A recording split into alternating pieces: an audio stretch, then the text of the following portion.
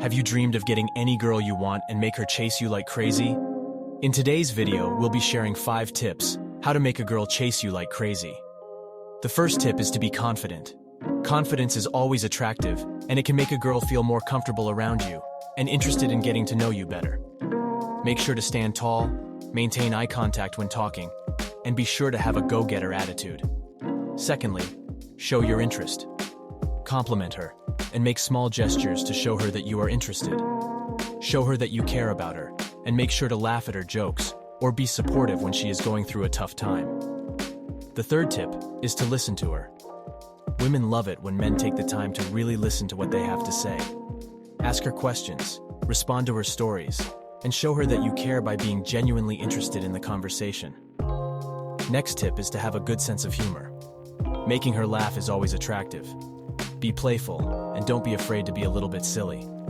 The last tip to make a girl chase you like crazy is to be a challenge. Making her work to get your attention can make her feel more desirable and attractive. Don't always give in too easily and challenge her with interesting conversations. Thanks for watching, and I hope these tips help you make the girl of your dreams chase you like crazy.